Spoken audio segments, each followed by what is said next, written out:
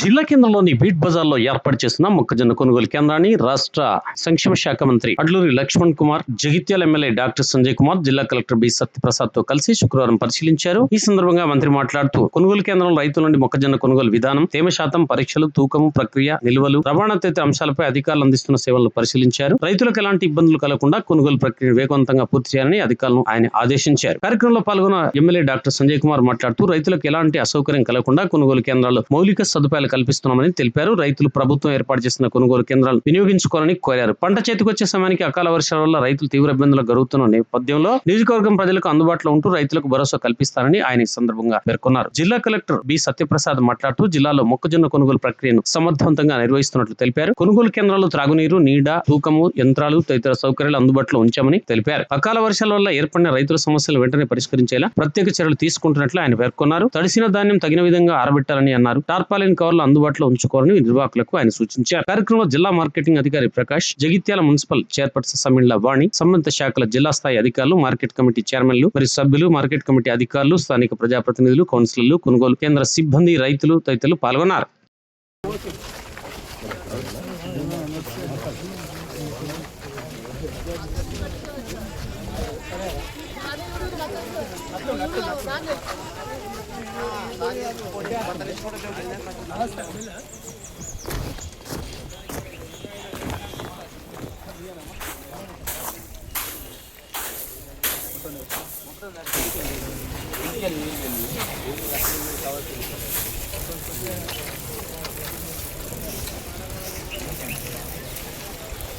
Market సంబంధించిన ఉన్నారు కదా.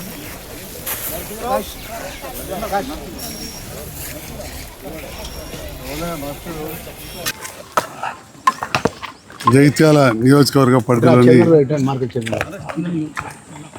జగిత్యాల మరియు రాయకల్, బీర్పూర్, లక్ష్మీపూర్ ఈ ప్రాంతాలలో మొక్కల కొనుగోలు కేంద్రాలు, అదేవిధంగా నియోజకవర్గ స్థాయిలో 101 సెంటర్లు, జిల్లా స్థాయిలో 450 సెంటర్ల పైన వరిధాన్య కొనుగోలు కేంద్రాన్ని ఏర్పాటు చేయడం జరిగింది. ఈసారి యాసంగికి రికార్డు స్థాయిలో పంట పడింది. ఎవరు ఏదన్నా కాదన్నా కానీ అధికారికంగా లెక్కలే చెప్తున్నాయి. గత యాసంగి కంటే ఈసారి 6,000 ఎకరాలలో ఎక్కువ పండింది పంట, 6,000 ఎకరాలు. రెండవది పంట కూడా పెద్ద ఎత్తున వచ్చిందని చెప్పి రైతులే చెప్తా ఉన్నారు. దాని వలన ఎన్నడూ ఊహించని విధంగా మక్కలు మార్కెట్లకు వచ్చినాయి. గౌరవ మంత్రివారు లక్ష్మణ్ కుమార్ గారు, నేను, వ్యవసాయ శాఖ మంత్రి గారు చెప్పడం వెంటనే వ్యవసాయ శాఖ మంత్రి గారు, ముఖ్యమంత్రి గారు మార్కెట్ ద్వారా కొనాలి, క్వింటాలకు 1000 రూపాయలు నష్టం వస్తుంది, అయినా కానీ కొందామని చెప్పి స్టార్ట్ చేయడం జరిగింది. ఈరోజు రైతులు బాధపడుతున్నారు. వారి బాధలో భాగం పంచుకుంటూ వారి సమస్యలు తీర్చడానికి గౌరవ మంత్రి గారు కూడా వచ్చారు. నేనైతే నిత్యం ఇక్కడే ఉంటున్నా. నిన్ననే గన్నీ బ్యాగ్స్ అంటే గోనె సంచులు లేవని చెప్పి నా దృష్టికి వచ్చింది. గౌరవ మంత్రి గారికి చెప్పినాం. 20,000 సంచులు హైదరాబాద్ నుంచి బయలుదేరి వస్తున్నాయి. అవొకటి కూడా సంచుల పరిష్కారం అవుతుంది. రెండవది, మీడియా ద్వారా రైతన్నలకు కావచ్చు, మిగతా నాయకులకు తెలియజేస్తా ఉన్నా, పోయిన సంవత్సరం 1,500 టన్నులు మాత్రమే, మెట్రిక్ టన్నులు మాత్రమే ధాన్యం మార్కెట్లకు వచ్చింది. 487 మంది రైతులు అమ్మిండ్రు. ఈరోజు వరకు పోయినసారి 1,500 టన్నులు వస్తే ఇవాళటి వరకు 2,600 ఆల్రెడీ కొన్నాం. పోయినసారి 487 మంది రైతులు కొంటే ఈసారి 697 మంది రైతులు కొన్నాం. అంటే పోయినసారి కంటే ఒక 30% ఇప్పటికే ఎక్కువ కొన్నాం. 100కి 30 పైసల మందం. రైతులు కూడా పోయినసారి 487 మంది అయితే ఈసారి 697 మంది కొన్నాం. అయినా కానీ సమస్య ఎందుకు వస్తుందంటే పంట ఎక్కువ వచ్చింది. అకాల వర్షాలు మనం ఎప్పుడు చూసే, చిన్నప్పటికెళ్ళి రైతన్నలు చూసిండ్రు, రైతు నాయకులు చూసిండ్రు, ఇక్కడే పుట్టిన వాళ్ళకి మేము కూడా చూసాం. ఏదున్నా సమస్య వచ్చినప్పుడు పారిపోవడం కాదు, పరిష్కరిస్తాం.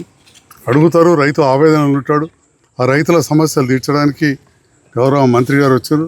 నేనైతే కూడా అయితే ఎప్పుడు లోకల్లోనే ఉంటున్నా, నిమిషం ఫోన్ మాట్లాడుతున్నాం. ఇంతకుముందే చెప్పిన వడ్ల విషయంలో కూడా ఒకటేసారి దృష్టికి తీసుకొస్తున్నాం. మా రైతన్నలు వడ్లు మక్కలు అందరికీ ఉంటాయి. కొన్నిసార్లు కొంతమంది rice mill Joginapalli rice mill 43 అంటున్నారని చెప్పి కుమారపల్లి రైతు ఫోన్ చేసిండు. వెంటనే మంత్రి గారి దృష్టికి కూడా తీసుకొచ్చినాడు. ఎందుకంటే కొద్దిగా గట్టిగా మాట్లాడితే ఈ రైస్ మిల్ వాళ్ళు మొన్న కొంత ఫీల్ అవుతున్నారు. ఎమ్మెల్యే గారు కఠినంగా ఉంటున్నారు. మంత్రి గారు దృష్టి తీసుకురాగానే ఇప్పుడే మంత్రి గారు వెంటనే చెప్పారు, ఎట్టి పరిస్థితుల్లో అట్లా ఎక్కువ తీసుకోవద్దని చెప్పడం జరిగిందని చెప్పి కూడా ఈ సందర్భంగా తెలియజేస్తూ రైతుల సమస్యలు పరిష్కరించాలనుకుంటాం. ఒక్కటి మాత్రం మీడియా ద్వారా చెప్తా ఉన్నా, ఇక్కడున్న రైతన్నలకు పోయిన సంవత్సరం 1500 మెట్రిక్ టన్నులు కొంటే కరెక్ట్ ఫిగర్ మంత్రి గారు చెప్తారు, ఈసారి 2600 దాటింది. పోయినసారి ఇప్పటికీ 487 అయితే మొత్తం సీజన్ 487 మంది రైతులు 1500 మెట్రిక్ టన్నులు. ఇంకా సీజన్ ఇంకా 15-20 రోజులు ఉన్నది. కానీ ఈసారి ఇప్పటికే 697 మంది రైతులు 2600 మెట్రిక్ టన్నులు కొన్నాం. అవన్నీ కూడా లెక్కల్లో ఏ రైతు ఎంత అని కూడా. జగిత్యాల జిల్లా లోపల రైతన్నలు అన్నదాతలు పెద్ద ఎత్తున వరి ధాన్యాన్ని పండించడం జరిగింది. దానిలో భాగంగా మొక్కజొన్న వైపు కూడా రైతులు ఈసారి శ్రద్ధ చూపెట్టి దాన్ని కూడా పండించడం జరిగింది. ఏదైతే గౌరవ ముఖ్యమంత్రి రేవంత్ రెడ్డి గారు మొన్న జరిగిన క్యాబినెట్ మీటింగ్లో ఒక మాట చెప్పినారు. ఈరోజు మనం మొక్కజొన్న రైతులకు సంబంధించినటువంటి కొనుగోలు చేస్తే కేంద్ర ప్రభుత్వం నుంచి ఎలాంటి మనకు సహకారం లేకపోయినా కూడా సుమారు మనకు 4,000 కోట్ల రూపాయల ఆర్థికంగా మన మీద భారం పడ్డా కూడా మొక్కజొన్న రైతులకు మద్దతు ధర ఇచ్చి కొనుగోలు చేద్దాము.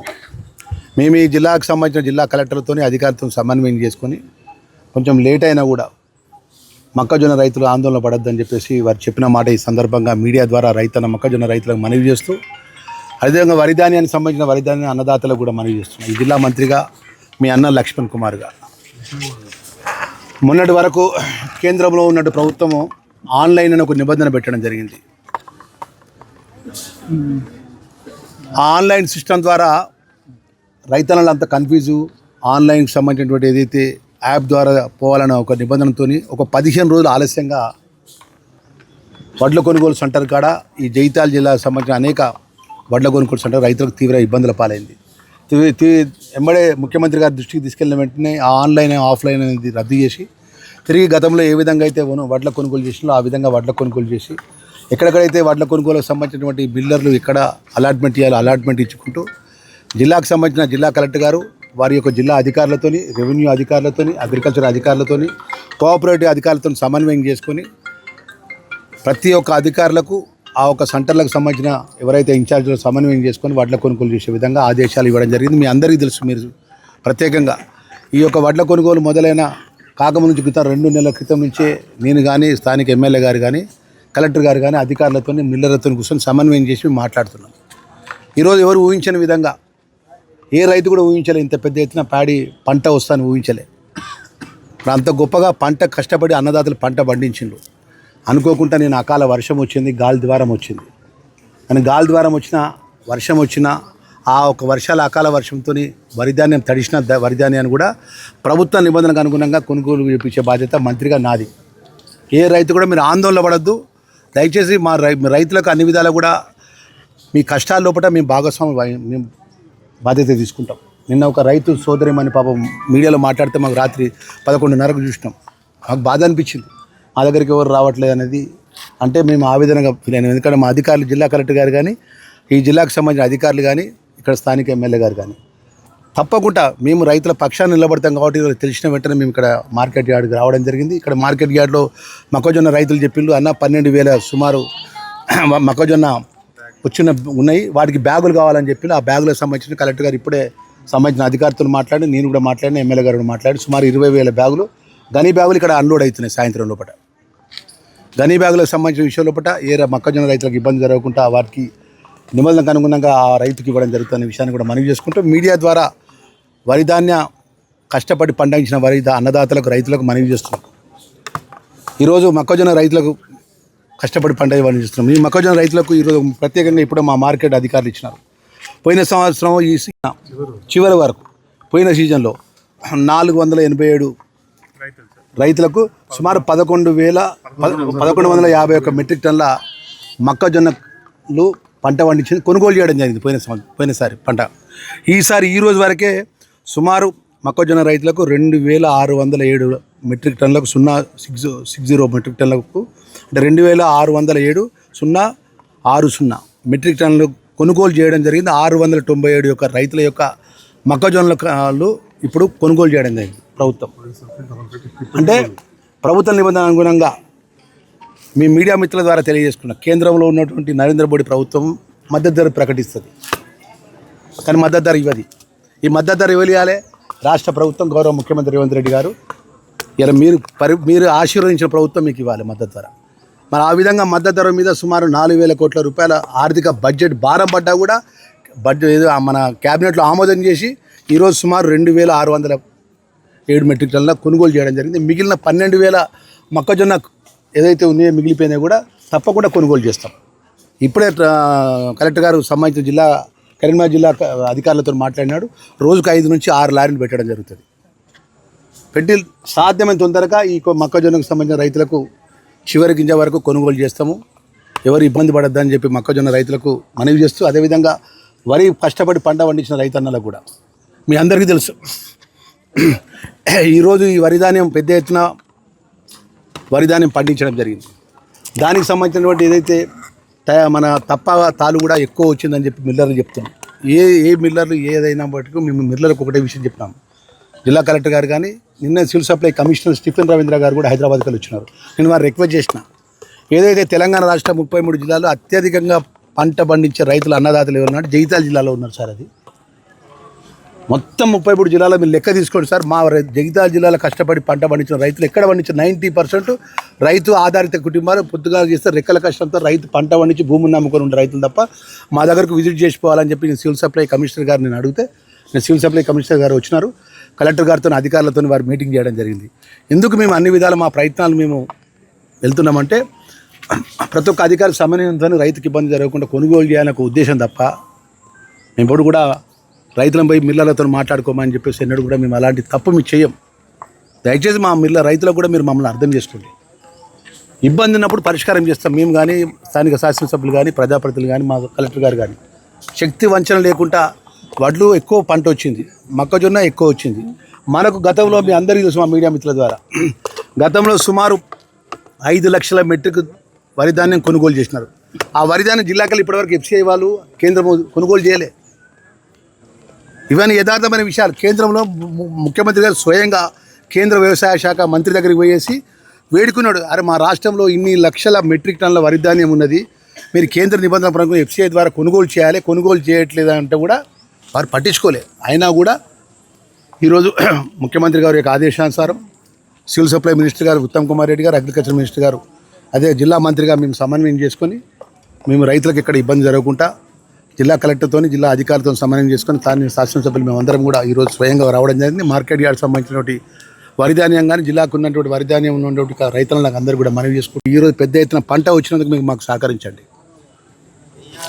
మీ యొక్క సమస్య పరిష్కారం చేసే బాధ్యత ప్రభుత్వం మాది అన్న విషయాన్ని కూడా మనవి చేసుకుంటూ అందరికీ నమస్కారం.